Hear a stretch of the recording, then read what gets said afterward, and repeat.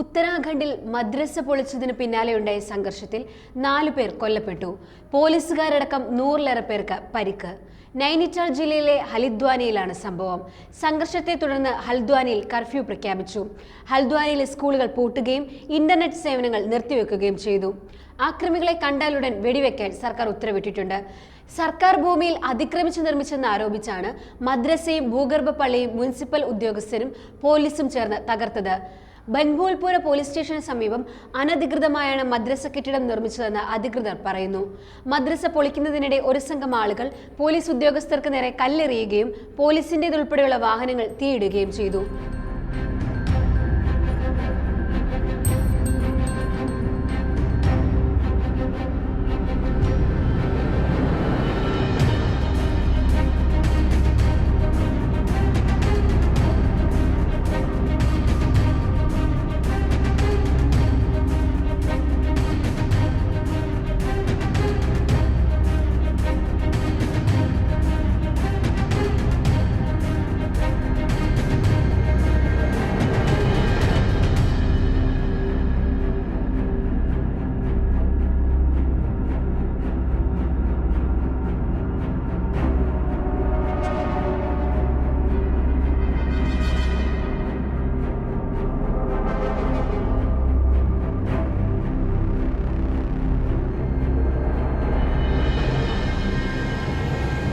സംഘർഷത്തിൽ പോലീസുകാർക്കും മറ്റ് സർക്കാർ ഉദ്യോഗസ്ഥർക്കും പരിക്കേറ്റു.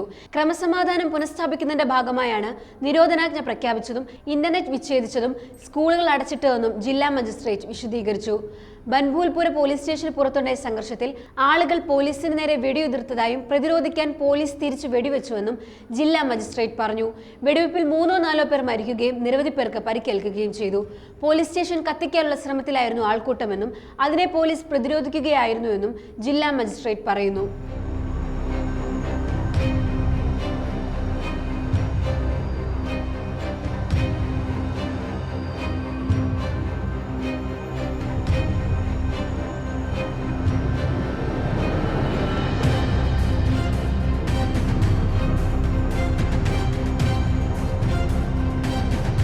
സ്ഥിതിഗതികൾ വിലയിരുത്താൻ മുഖ്യമന്ത്രി പുഷ്കർ സിംഗ് ധാമി അടിയന്തര യോഗം വിളിച്ചു. കോടതി ഉത്തരവിനെ തുടർന്ന് പൊളിക്കൽ നടപടിയെന്നും ധാമി പറഞ്ഞു. മദ്രാസ് പൊളിച്ചു മാറ്റുന്നത് തടയണമെന്നാവശ്യപ്പെട്ട് സമർപ്പിച്ച പൊതു താൽപര്യ ഹർജി ഉത്തരാഖണ്ഡ് ഹൈക്കോടതി വ്യാഴാഴ്ച പരിഗണിച്ചിരുന്നെങ്കിലും തീരുമാനമൊന്നും ആകാതിരുന്നതിനാൽ മദ്രസ പൊളിക്കുന്നതിനുള്ള നടപടിയുമായി അധികൃതർ മുന്നോട്ട് വരികയായിരുന്നു. ഹർജി വീണ്ടും ഫെബ്രുവരി 14-ന് പരിഗണിക്കാനിരിക്കുകയായിരുന്നു.